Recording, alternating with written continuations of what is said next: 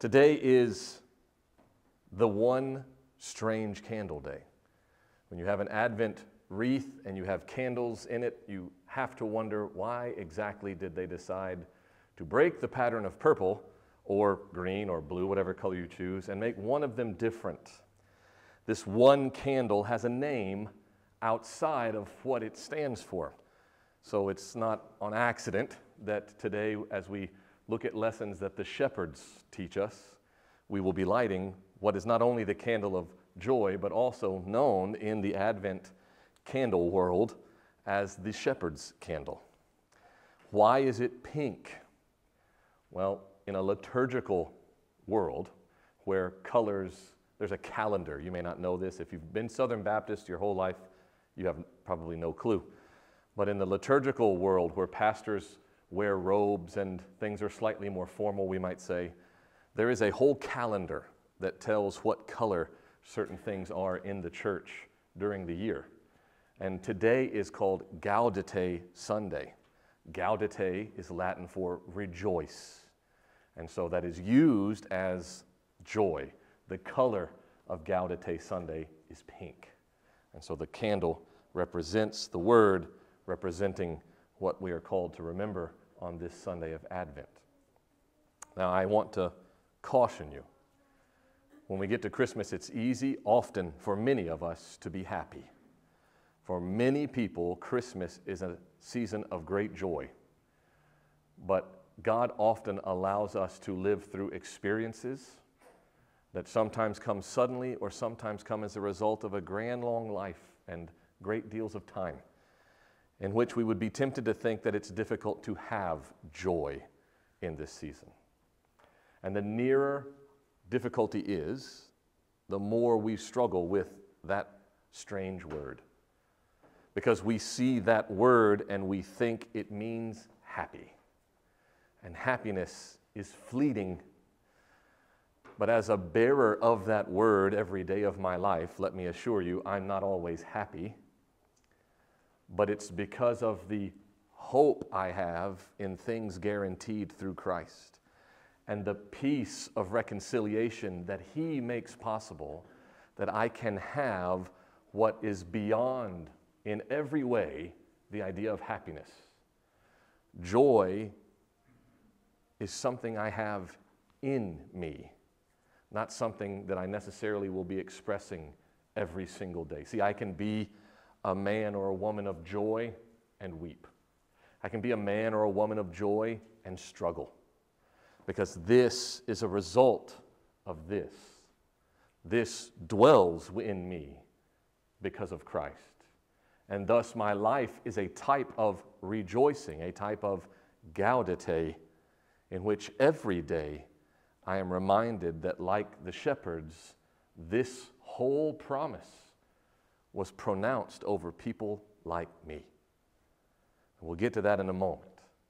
But you see, the King of Kings should have been born in every imaginable version of kinghood that you can think of. And yet all of us sit here today having come to this earth in a cleaner, safer environment than the Son of God. We today hang beautiful signs outside. Sometimes when I go visit a mom and a dad with a newborn baby, I don't even have to ask which room they're in, because there's a sign on the door and it tells me what the child's name is, which is helpful for pastors, by the way. You know, I don't have to guess. And then I'm going to know how long she was and how much she weighed. And there's a joke there about that's the only time a woman wants to talk about her weight. Boom, see? Merry Christmas. Anyway, okay, so there's all those things on what was on the manger. Nothing. Mom will be lying in a safe, sterile bed, baby maybe in his own little bed, and it's all very beautiful. What did Jesus lie in? And yet in that manger, there was the very definition of joy for the first time on earth. So when we light the candle of joy, I hope you understand, it doesn't mean everything's fine and I'm perfectly happy. It means that within my heart exists this thing because of those. Because I hope not in a thing perhaps to be, but in an actual guarantee from my Creator. And that brings with it the peace, not of no conflict in my life, but of the knowledge that I have been reconciled with the only one that I need reconciliation with. And because of this, within me dwells a thing that is so very hard to define, a rejoicing, a joy that cannot be robbed, cannot be removed, follows me every day of my life. So here on this third Sunday in Advent, in memory of what has come and what will, we again light the candle of hope. We join it with the candle of peace. And here on this Gaudete Sunday, we light the shepherd's candle, the candle of joy. Would you pray with me? Heavenly Father, let all who take refuge in you be glad, and let them ever sing for joy. We ask you today, please, to fill us with joy in your presence, with eternal pleasures at your right hand. Grant that as Jesus promised, his joy may be in us, and that our joy may be complete.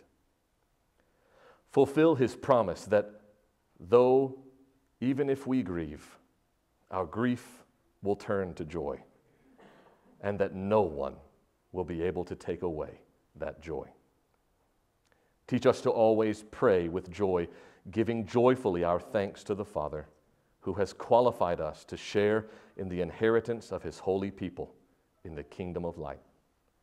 And grant us such love and faith in you that we may be filled with an inexpressible and glorious joy. Amen. This morning, I again invite you to turn to the Christmas narrative in the Gospels. You'll find our passage today in the Gospel of Luke in chapter 2. Once you find that, Luke chapter 2, you begin your hunt for verse 8. Luke 2, verse 8. The introduction of characters with no name, although tradition likes to pretend that we might be able to figure that out, but we'll never know who these men were. We know about them, but we don't know them. But today we want to add to the pantheon of knowledge, add to our understanding of how much is actually in this story that many of us are so very familiar with. And perhaps, I hope, at least over the past few Sundays, we've realized together there was a lot there I didn't understand, or I didn't know, or I didn't even know there was to know. We started with Zechariah and a promise silent for 400 years. We moved to Joseph and saw a man of great devotion and love. Mary, a mother who, if nothing else, reminds us that though we desire greatly to be favored by our God in heaven, we need to focus on what favor might actually be. And then today, these men keeping watch. Now this is Luke chapter 2, verse 8, the most famous, really, of all the Christmas passages. This is what Linus quotes when Charlie Brown finally screams out, "Isn't there anyone who can tell me the meaning of Christmas?" And with great boldness, even though it's a cartoon, a little child says, "I can do that."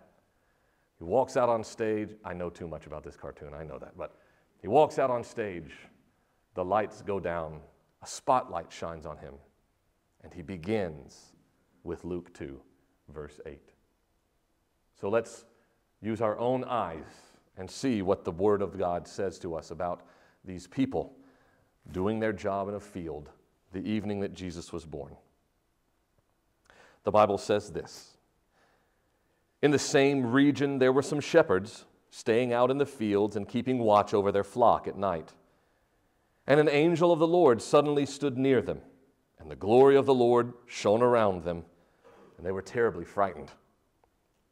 And so the angel said to them, 'Do not be afraid. For behold, I bring you good news of great joy, which will be for all the people. For today in the city of David there has been born for you a Savior, who is Christ the Lord. And this will be a sign for you. You will find the baby wrapped in cloth and lying in a manger." And suddenly there appeared with the angel a multitude of the heavenly army of angels, praising God and saying, "Glory to God in the highest, and on earth peace among people with whom he is pleased." When the angels had departed from them into heaven, the shepherds began saying to one another, "Let's go straight to Bethlehem then, and see this thing that has happened, which the Lord has made known to us." And they came in a hurry and found their way to Mary and Joseph and the baby as he lay in the manger. When they had seen him, they made known the statement which had been told them about this child, and all who heard it were amazed about the things which were told them by the shepherds.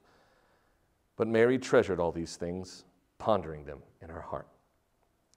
And the shepherds went back, glorifying and praising God for all that they had heard and seen, just as had been told to them. So we're introduced all of a sudden to some guys hanging outside, not camping for fun, but working all night long, keeping watch over flocks that they had been entrusted with. But why do they matter? Why do these shepherds play any sort of role in such a grand story? As monks would have written long ago, why is this part of the great mystery? That God would come to earth is odd enough, and yet sprinkled within that is all these details and these men. Why them? Well, first I need to know about them. I need to know about these shepherds because today, I don't really know, but I don't think that being a shepherd is a job of disgrace or dishonor. But it was then. Shepherds were one of two types of people. Young men, young what we would call boys. An example of that would be David. Although he wasn't a professional shepherd, he was just doing it on his father's command. But sometimes young boys, young men would be used as shepherds, but often shepherds were whom society would consider dishonest, unreputable, unclean men. Often they would be criminals, people with histories or records. In fact, the Levitical law identifies shepherds as being ceremonially unclean. These guys couldn't be clean in the eyes of God, according to the law. In fact, they were known to be so dishonest that also according to the law, not the law that you would find in the Bible necessarily, but in the law as it had been established through the Pharisee by this time, shepherds were not allowed to give testimony in court.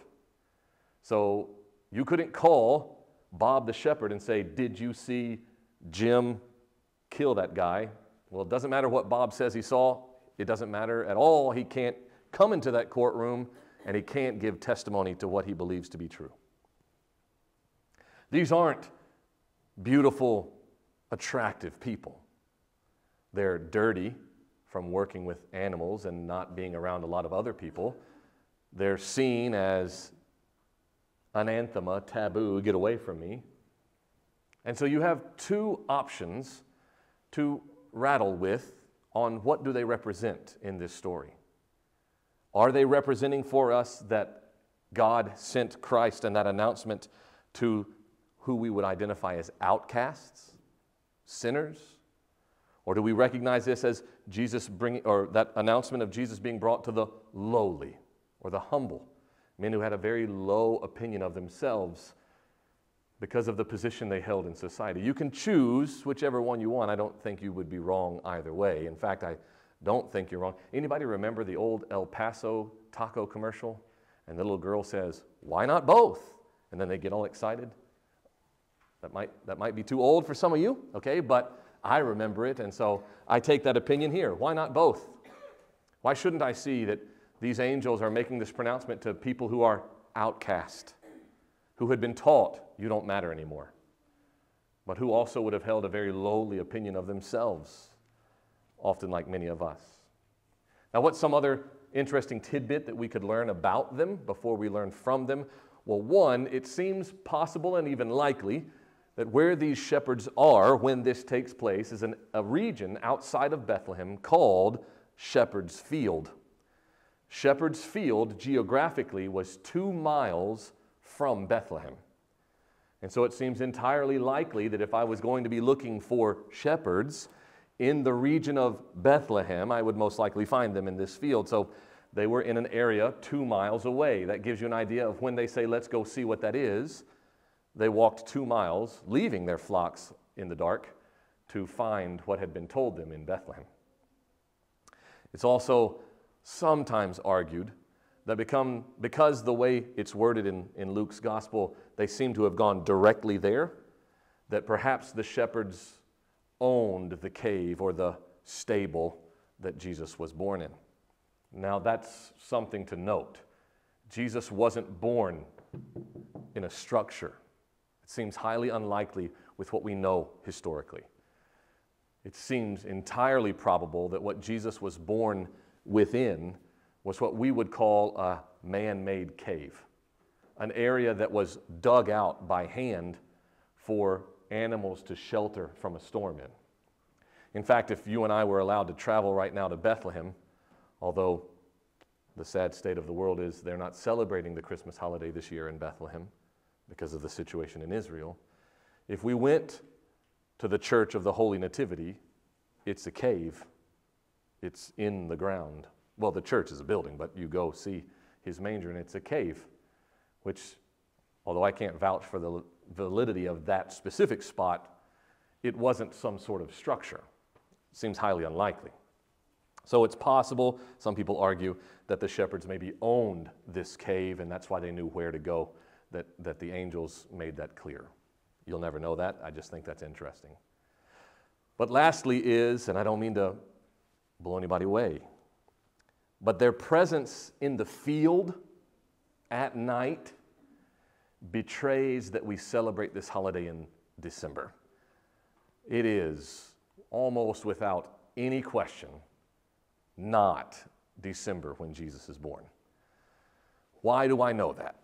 Or why can we know that? Well, when shepherds kept watch at night, it would have been springtime, because they're not simply there watching for danger, like we might think, the shepherd's job is to be, and he is, to be out there and to defend from animals who might want to attack his herd. But in the spring, historically we know completely, shepherds slept outdoors or kept watch outdoors with their sheep because they were watching for female sheep to give birth. They were looking for the infant sheep to be born, that they could not only care for that baby, but make sure that nothing was going to happen to the mother sheep after having gone through that experience. There is some argument that because of the shepherds' proximity to Jerusalem, perhaps their flocks were flocks used for sacrificial animals in the temple. Then all the more important because these sheep were worth even more money. So you want to get that baby, care for it, make sure it doesn't suffer an injury, make sure it doesn't get hurt or scarred, because a spotless, blemishless lamb is worth far more money. And so I'm going to be willing to stay up all night if I see Susie Q, my sheep, is about to give birth. They don't give birth in winter. And so being outside suggests that it's springtime. In fact, keeping watch at night would normally have taken place, it's a pretty wide gamut, but between April and November at its latest. So many argue that Jesus is probably born in the month that we would recognize as April. Why December 25th then? I'm so glad you asked. If you go online, and especially if you're young and curious and you're trying to understand the truth of the Bible and the truth of things, you're going to find all sorts of, and it's not 100% wrong, every holiday in the Christian church is surrounded by pagan tradition. Why does that get said? Because there was a festival of Saturnalina in Rome that celebrated the god Saturn. Now, why it's perfectly reasonable that some of that was borrowed from the Christian church when Christianity became the religion of the empire is because part of this festival was gift giving, and also they saw this festival as celebrating the sun's power, literally the star in the sky, the sun's power over darkness. Well, take the Gospel of John. The light of the world came into the world, and the darkness would not overcome it. You see the similarities. They would have had no problem saying, oh yeah, that's fine. Yeah, absolutely we believe that.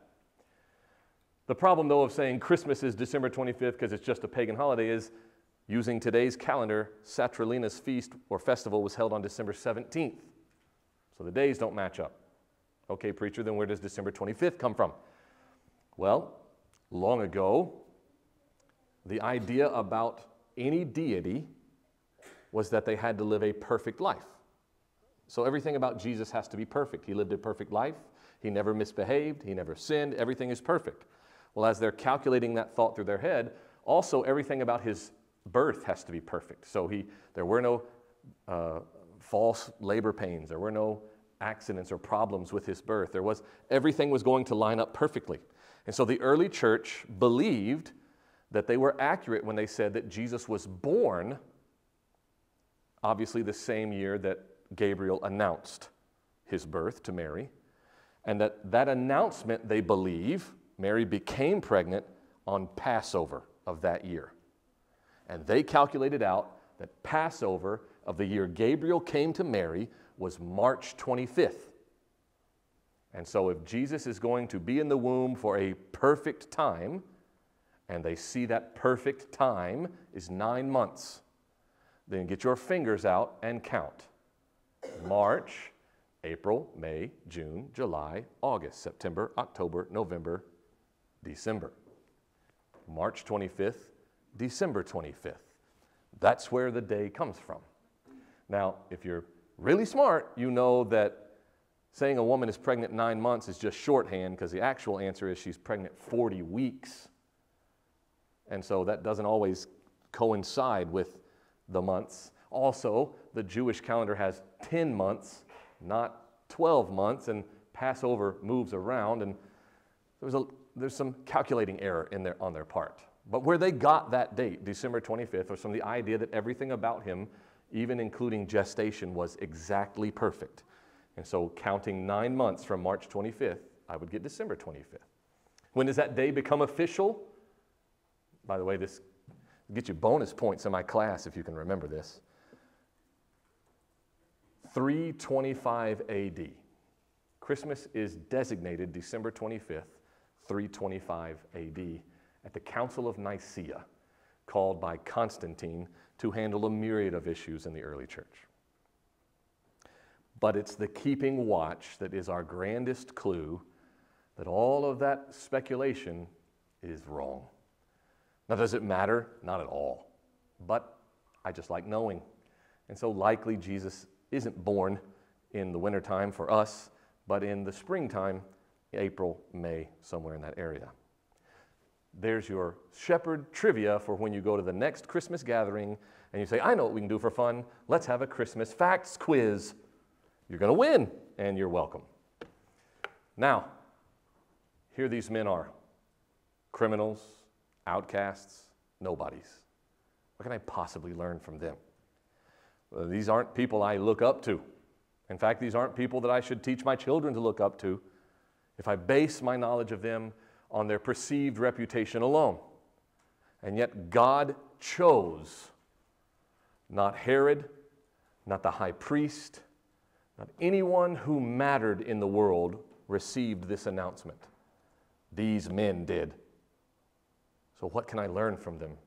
What can I learn from that fact?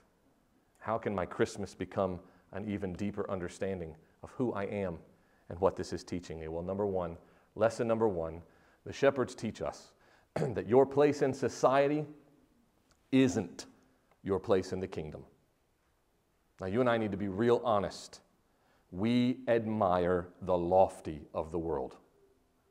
Today it's slightly different. Years ago, you might admire a man or a woman because of a position she held or a degree that he earned. You might honor or look up to someone because of the initials they have after their last name, PhD, MD, blah, all those things. It's not exactly that way anymore. Today, wonder to yourself, what makes a person admirable in the eyes of the world today? What makes a person's opinion valid when they share it? Used to it was, oh, did you hear what so-and-so said about such and such? And based on who said it, that mattered whether or not you put any value in what they said because of who they were or what they had done. Years ago, if I had been alive and somebody said, well, Winston Churchill said, I'd have been like, well, then I believe that. Today, I myself will quote Charles Spurgeon or C.S. Lewis or any mere Martin Luther and Heinrich Zwingli, any of these men who I have learned to admire because of their work in the church world or in the establishment of my own understanding of faith, because of what they accomplished. Today, it's how many followers you have. A person's opinion is given validity if they have millions of internet followers. And in fact, intelligent opinions are often shot down in the world of social media because someone will say, why does what you say matter? You only have 500 followers. As though this imaginary score is how a person earns their value. But the truth is, we look up to people of worth. We look up, if the president, okay, I know that you might be like, no, I wouldn't because I don't respect the president. But if the president was someone you voted for, someone you're excited to be president, and I said, they're speaking at this church next Sunday, you wouldn't come here in your pajamas. You would dress a certain way, befitting the audience of the person you were about to be with. And in other parts of the world where there are still monarchies, you don't even enter the room or leave the room certain ways. If we were in England and we were in the audience of the king, we're not supposed to turn our back to him until we're a certain distance away from him. So if it's time for me to leave after I've bowed or done whatever, respect dictates, if I've got to go, I don't turn my back to him until I get to a certain position, and then I can turn to go. Our behavior changes by who we're in the company of. This is just a part of who we are and how we judge importance. And in doing that, we then take on ourselves the idea that where I am in that list of societal norms tells me that I do or don't matter, tells me that I am or am not important. And so I struggle then to understand that God says, no, none of that has anything to do with your place with me. But these shepherds are teaching us that lesson today, as they have been for thousands of years. These people don't matter in the world they live in, and yet they received the pronouncement of Jesus Christ's birth. And all throughout the Bible is this very same lesson. The bottom matters most. In Psalm 138 and verse 6, the psalmist says, "For the Lord is exalted, yet he looks after the lowly." In other words, God is on this end of that list of important things, so he should be involved only with people in that list. Like, I'm too big of a deal to be around people of that nature. I'm too important to eat dinner with that crowd. He's exalted. Yet the psalmist says, but he tends to, he seeks after, he looks after the ones on the bottom. And then it goes on and says, he knows the haughty, people who think they belong up here with him, from afar. What does that mean? It means that God doesn't seek to draw near to these people who are so self-inflated. Does he desire to be near them? Absolutely. But by being in his presence, my haughtiness ought to have disappeared.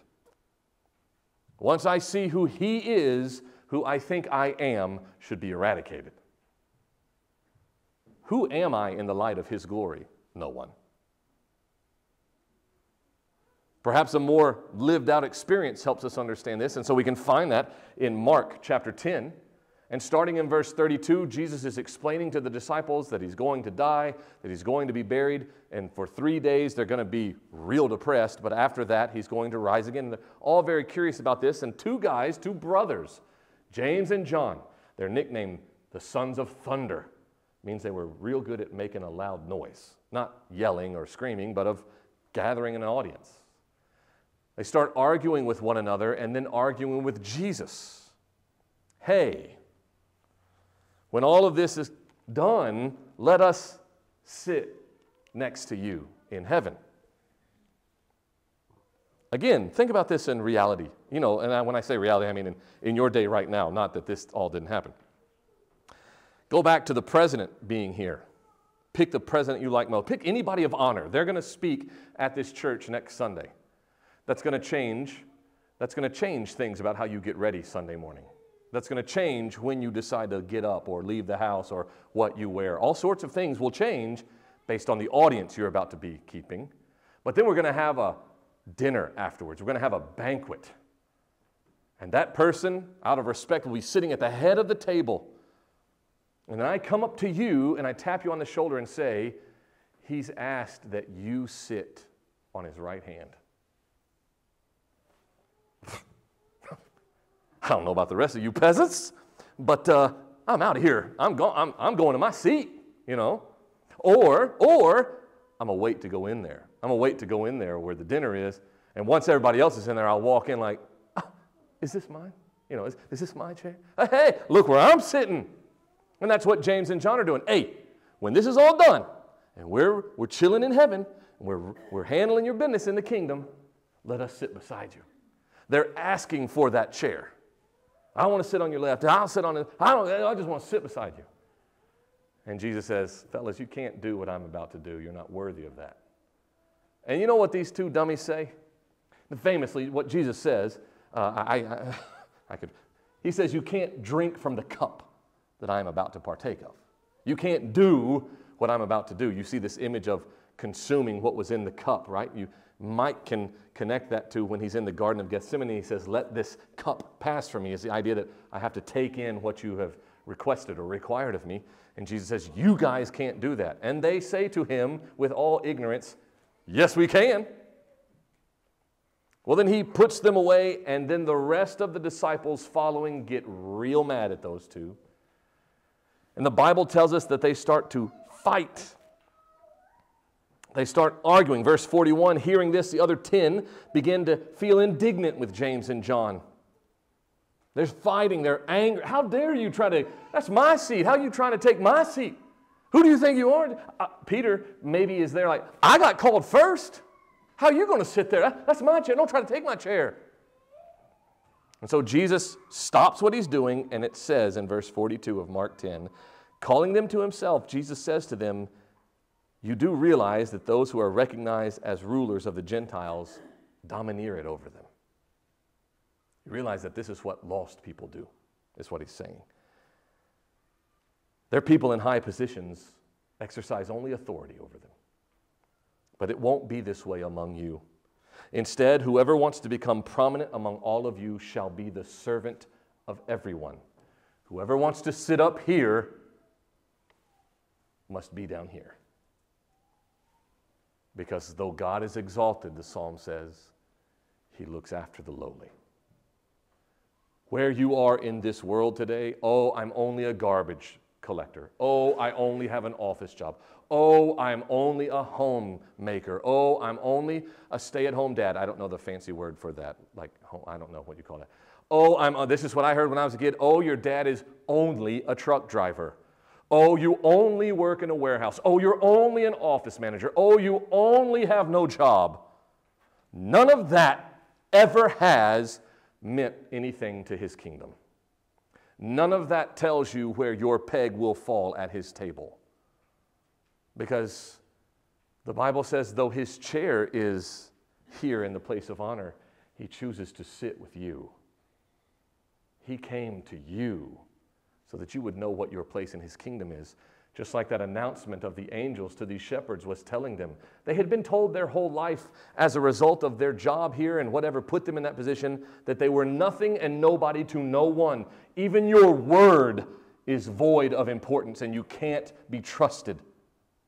And yet God said, hey, I need you guys to know this. Not the kings of the world, not the religious experts of the world. You who have been forgotten, I want you to know that the Messiah has come.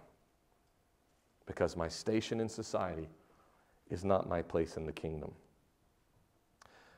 The second lesson that we can learn from these shepherds is that what you've done in your past does not erase the call that God has placed over you.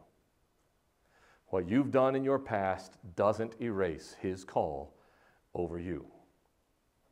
They have every reason to think that way. The world they are a part of tells them they don't matter anymore. They can't even be around everybody else. They are impossible to be cleaned. Now, they have all kinds of variants of this. Samaritans, Gentiles, dogs. Men, how do you think it feels to live in a world where a dog, like a street animal, according to the law, cannot be clean, and you are just like that? And not because of you, your hair color or who your daddy is, none of that. It's because of what you did. See, you're trash. You behaved like trash, so we're going to treat you like trash. What happens to a human heart when they're told that every day? You're trash. Oh, you got a gambling problem? Trash. You got a drug addiction? Weak. Trash. I don't want to be around you, and you don't deserve your place in society. We can think because we're here together and holding a Bible that we're beyond this, but when you see homeless, hurting people, is the first thing you think, my heart breaks, how do I help them? Or I wonder what they did to get there. And I'll grant you that their behavior did assist them into that position. But like the prayer, I want to have everlasting joy where I can see someone and my first reaction is happy towards them in the sense of, I can tell you something I think you don't know about yourself. I want you to avail yourself of any opportunity you get to go into a place you don't normally go, to be around people that you wouldn't normally ever touch, to go in a downtown area that everyone else says to flee from and see people sitting on the street corner nodding their way into oblivion because they've just done drugs or scratching at themselves in paranoia, telling you how they're watching me and they're coming to get me. And the most eye-opening moment of my life, at least at the time, was seeing a woman filled with drug-addled paranoia and clearly very late term in her pregnancy. Not even aware enough of her own life to care for the life of the child she was carrying in her womb. And of course you can look at that and say, you deserve it. Just like everybody in their day looked and said, you deserve it. But it doesn't take away that God came to you. Even now, coming to you. So I'd like to give you a list. It's a list of people you might be familiar with. But I just want you to consider what you know about them and some of the story that we sometimes forget about them. Here's where the list starts. Noah. Who's that? Well, that's a guy in the Bible who got drunk and shamed himself in front of his kids. Abraham. That's a guy who was supposedly too old to do anything and he had a problem with lying. Jacob. Well, he was a liar and a cheater and stole from his own family. Joseph. That's a man who suffered abuse at the hands of many. Moses. A murderer and one who struggled with a speech impediment. Gideon. A man filled with doubt and fear. Job. A bankrupt financially and some would say even emotionally individual. Samson, a famous womanizer. Rahab, a prostitute. Elijah, suicidal. David, an adulterer and a murderer. Jeremiah, too young to matter. Jonah, though he knew what to do, he ran as far as possible away from his master. Naomi, a useless widow. The Samaritan woman of John chapter 4, a multi-time divorcee. Peter, most famous for denying ever knowing the Christ 3 times in one night. Martha, so overcome by worry that she couldn't listen to the words of Christ himself. The disciples all fell asleep when told to pray for their Savior. Paul, a Pharisee, whose call to fame was that he hunted and killed Christians with more success than any of his day. When I say those people's names in that list, is that the first thing you think about them? No. In fact, if I did, and I won't, but if I went back through that list, I can say what you think too. Noah built the ark. Abraham, the father of many nations. Jacob, his name became Israel. Joseph, the second in command of all of Egypt. Moses. Gideon, a great warrior. Job, a man who learned at the feet of God. Samson, a warrior who brought righteous vengeance to the enemies of God's people. Rahab, a woman of faith in a world of denial. Elijah, a literal prophet of the Most High. David, the king of Israel. Jeremiah, another prophet of the Most High. We could go on. You don't think those things I read. But when I ask you who you are, your brain gives you every reason you don't matter. You think of every mistake you've ever made. I ask, hey, tell me part of your story. You think of the time you had handcuffs on. Tell me a part of what's brought you to this point in your life. You think of that time you went into a room with someone you shouldn't have and did things you shouldn't have done.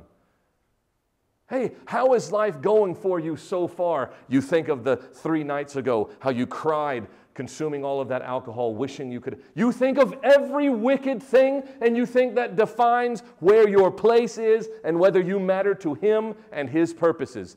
But what you've done can never change the call that He's placed over your life. If there's anything I have wished I could say better in the year 2023, anything at all, in all of the time I got offices. Anybody know who ZZ Top is? We're in church, and I'm talking about ZZ Top, Smiley, but they had really nice beards. Okay, and they sang a song about I'm nationwide. Look, I got offices all over the place, okay? I got an office at home. I got an office downstairs. I got an office upstairs. If I got a telephone with me, I'm scrolling. I'm trying to learn. For a whole year, you know what one thing I keep returning to? And maybe He's talking to me, maybe He's talking to us. I haven't sussed that out yet. But the one thing is, you just don't know how much you matter. You don't know it. Because if you did, you wouldn't do what you do. And if you did, you wouldn't believe what you believe.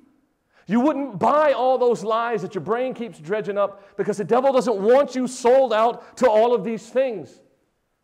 Because once you have been all the way set loose, you cannot be stopped.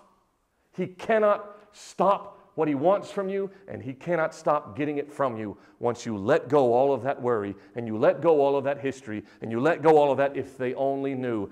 He already knows. And He called you already anyway. That guy Paul, the persecutor, the murderer, the burn him alive, the hunt him down. Well, he wrote to the Corinthian church in what we call 1 Corinthians. And in chapter 1, verse 27, this is what God said, or this is what Paul said about this God who has called each and every one of you. He said, God has chosen the foolish things of the world to shame the wise. He has chosen the weak things of the world to shame those who are strong. You think your problem disqualifies you? I argue that your problem defines you for the job. Your scar is the lesson He's trying to teach someone. Your hurt is the balm that He's trying to hand to somebody else. And we reject that because we think, no, the hurt defines me. It tells me where I belong in His whole. When the preacher says, stand up and be involved, no, I can't be because of what I've done. He knows what you did.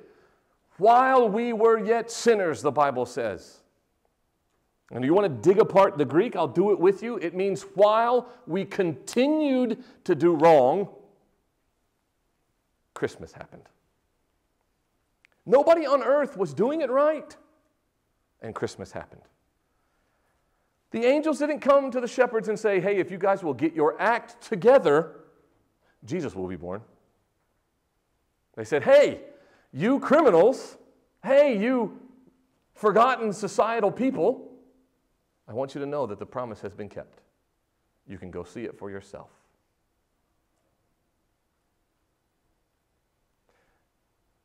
I'll finish this one with one last point to make. When I think about how we don't seem to fully comprehend how much we matter, what it also teaches, to me at least, is that we haven't truly and fully looked in the manger. Because when you look at him, everything that you think is a barrier burns away. It's gone. Because you're bringing all that knowledge of who you are and what you've done and all the mess, and yet you're laying eyes on the fact that he came. He didn't ask you to clean it up. He didn't ask you to do right. He didn't even ask you to go fix it. He actually came so that he could look at you and say, I'll take that from you. But so you won't be empty-handed, I'll give you something instead. I'll take your trash and give you treasure. I'll take your mess and give you righteousness. But I'm scared to look at that. I'm scared to take in all that. That's why every time I come to Christmas, what I want most of all is to see real Christmas. And when I'm looking at all of the characters and all of the players in this story, the thing that I cannot miss most is this is who we are. This is us. If we're looking for somebody to identify with, or if we were going to be in a Christmas play, what part should we play? Well, based on reality, it's these people. I'm nobody. And yet I'm the one he announced it to. You were the one he came calling. And since that's the case, then we learn the final lesson for today. The shepherds teach us that we're supposed to tell what we know. Here we have the greatest, maybe not the greatest, but here we have what may be the greatest failure of the modern Christian church. We have been taught that it's somebody else's job to tell. We have been taught that other people go to missionary places. Other people testify and share the gospel. Other people do these things. And at best, I'll give you money to enable you to go. But nowhere can I find in the Bible where that was commanded. Was monetary support given to those who were answering the call? Absolutely. But these guys got nothing given to them except good news. And the Bible says they went about saying it to everyone they came in. Everybody marveled at what they said. There's some interesting words happening when you hear that they're gone into the manger and they tell everything about what happened. It sounds as though there's more people than just Mary and Joseph, because they're talking about it on their way there, and Luke is just kind of smashing it together. But the whole time they're going and the whole time they're going back, all they're doing is talking about what just happened, what they did see or what they were on their way to see. They kept telling what they knew. Now, in Luke chapter 2, verse 8 and following, I am introduced to an angel, and it's standing near the shepherd. So every movie or picture, when I see it off in the distance in the sky, nope, it was close enough to really freak them out. Because why? How do I know that? It says, in the actual language, it says their fear was frightened. They're so scared that their scaredness is scared. I don't know how that works, but, that's what it says. And so what does the angel say? Do not be afraid. Which, again, I submit to you, I appreciate the angel saying that, but it was going to take me a minute. Who is this? Tradition says it's Gabriel. Why? Because he's been there all these other times. He's there at Zechariah. I am Gabriel. He's there at Joseph. I am Gabriel. He's there at Mary. It's Gabriel. Well, here, doesn't say. Does it matter? Sure doesn't. Do they know? Nope. When I read that all of a sudden there was and I appreciate this is New American 2020. I appreciate their attempt. And suddenly there was an army. It says in the Greek, a multitude of multitudes, an uncountable number. So one scares them. Now there's more than can be humanly counted of these things. And remember, not choir boys in white robes with little wings, like eyeball things. Weird, okay? And there's everywhere. And they start singing. But they don't sing a pop tune. They don't sing Taylor Swift's latest. They sing the news that these men are about to go share. Glory to God in the highest, and on earth, I know we all know, and this is what Linus says, peace, goodwill toward men. If we dig deeper, there's something even more beautiful being sung. Peace upon those whom God's favor rests. Now wait a minute. His favor rests on me? We talked about Mary being favored. Now you'll start seeing all these things weave together. Oh, why should I have to go through difficulty if Jesus set me free? Because you're favored. Because he said you'd have tribulation, but that's okay. You mean to tell me when Mary got told that she was favored? And I look at that and like, man, you're really unique, lady.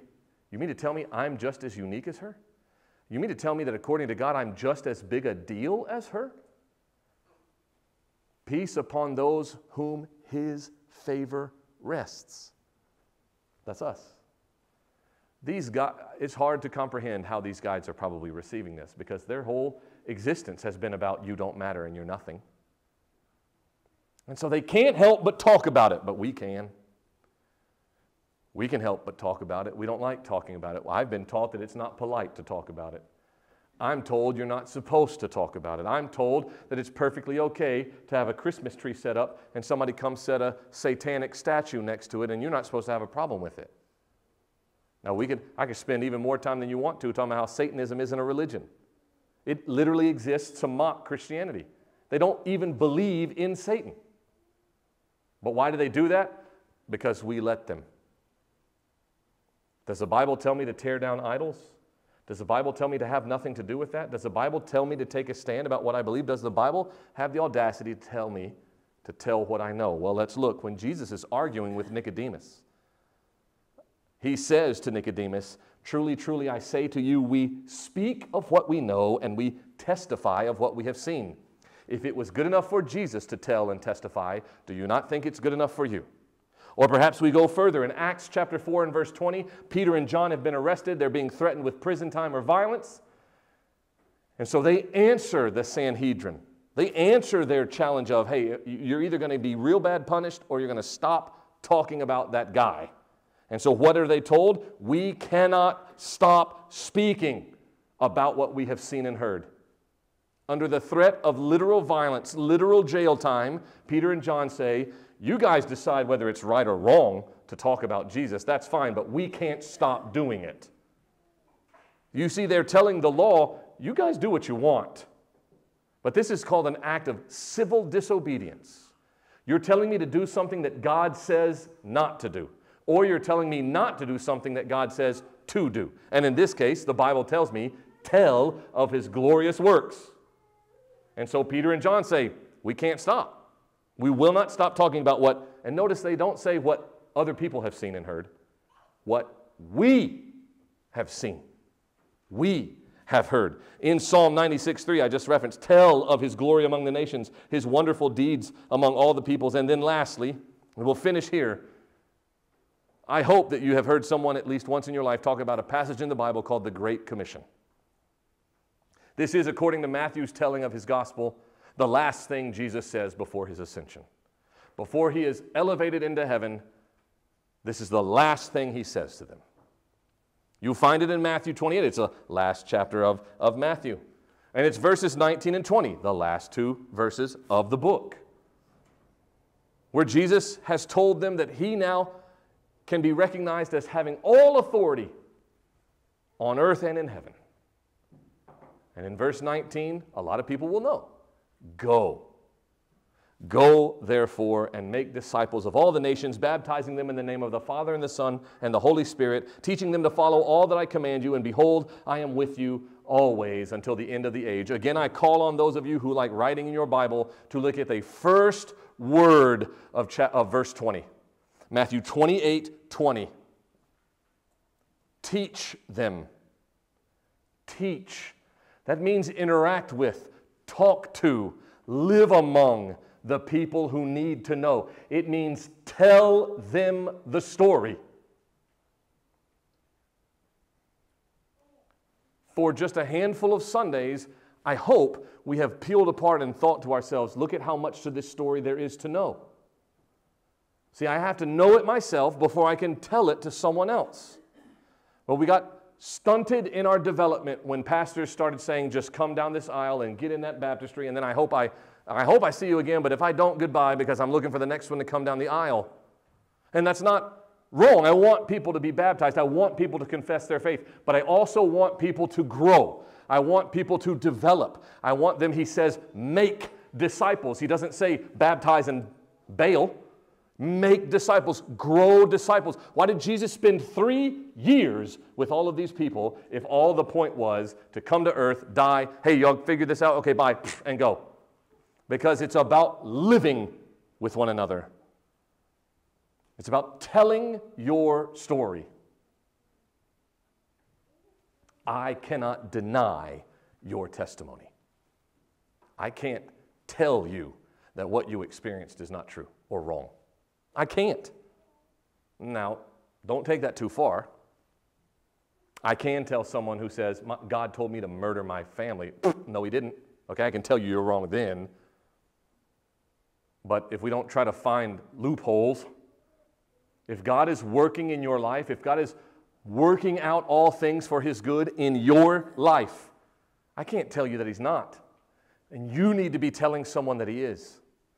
Because they may be living in that same hole that you're just getting out of, that they're thinking they don't matter, they don't have a place, there is nothing for them in his kingdom. And the only way they come out of that is by hearing what's happened to you. One of my favorite things to learn is a quote by Billy Graham that I've echoed a bazillion times by now, in which he said, "You may be the only Bible someone ever reads." And whether he did or didn't say it, one of my favorite historical figures is St. Francis of Assisi, and he is quoted as saying, "Preach the gospel everywhere you go, and when necessary, use words." It's how you choose to live in the world and what you say while you live. The gospel, if I asked you to write down what that is the most complex thing you could try to comprehend, and yet the simplest thing that even a child will know it. And all we've been asked to do is tell it, just like these nobodies. Oh, I can't. I don't understand it. Brother Mason, you don't understand. You know so much about the Bible, or you have so much memorized. I just get so nervous. You know who you sound like?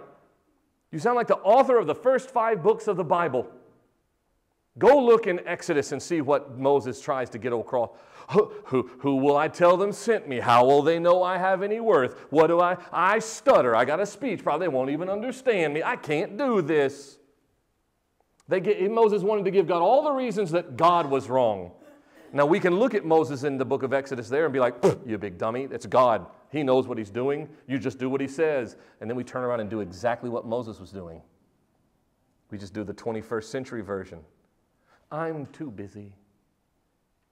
I don't have certain verses memorized. I don't really hold a position of authority. I don't have a big position. I've never done that before. All of those are very flavorful things to say what Moses ultimately was trying to say. So he gave a lot of reasons. Who do I say sent me? How do I prove it? I can't speak. All these things. Right at the very end of that conversation, Moses finally says the truth. See, all the other things were just flavor. Just like all the reasons we tell God we don't want to talk about it as flavor. All the reasons we don't want to live it out publicly, it's all flavor. Moses finally says, send someone else. That's a nice way of saying, I don't want to do it. And when you tell God, I'm too busy, I don't understand, I've never done it before, I get really nervous, I'm kind of uncomfortable, I don't have a position of importance, nobody really wants to listen to me, I don't have a platform, whatever terminology you want to use, those are all really flavorful, but you're saying the same thing Moses did: send someone else. Tell Brother Mason to do it. Tell the pastor at that church. Tell somebody else to do it. Send someone else. And if you go read this experience that Moses has with the burning bush in Exodus, you'll find that that's the only time in that whole, all this, I can't, all the reasons, and God just answers him. But when he says send someone else, it says, then the anger of God burned against Moses. It was once the truth came out of his mouth that God was like, see, now you're at that, ain't you? Now you you got the courage to tell me the truth, and now I'm going to let you know I'm mad about it. Christmas is the most perfect time of the year to be telling people about what he's done for you. Perhaps because of our culture being the way it is, even to this day, we still live in a time where people are more sensitive to listening to that now than any other time. Because manger scenes are in yards all over the place. It's on your mind. So tell it. Well, I don't know the whole Christmas story. Okay, tell what he did for you the past year. Tell how much you've learned that he loves you and how much that means he loves your friend or your neighbor or your coworker or the family relative that you're fighting with. I don't know. I can't fill in all those gaps. I'm just asking you, can't you have the same kind of courage as social outcasts like shepherds? To just talk about what you heard, talk about what you saw, be involved in all of that beauty. That's part of your purpose in his kingdom. It's part of why you were redeemed.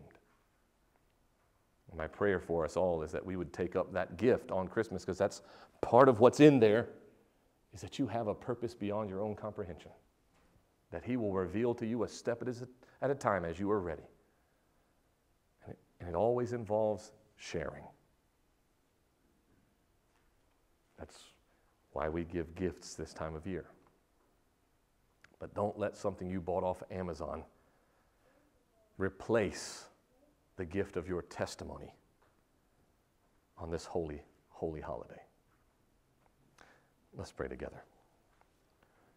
Lord, we come to a close this morning, and I do so being, again, so very thankful at how, in a story so familiar, how much there is to be learned, to know. And sure, you made me. You made us all, and so you know about me. I love knowing those little things, those random things, to understand the deeper reality of what was taking place that night and what had taken place for months before, for years before, for centuries before. But what matters most is that we be able to identify ourselves in the heart of this story. For some of the same reasons we might believe that we are socially outcast, that we are undeserving, and that we are forgotten. And yet, just as you pronounced over them the truth of the coming of the Messiah, you have pronounced it over us every day since we first heard that good news. If we have already accepted that truth, I pray you would just help us to hold it with both hands in a new way that made us eager and excited to give it to someone. And if we've never laid hold, and I pray especially for that heart, that they would look in the manger this year and find more than parties and meals and presents and gatherings.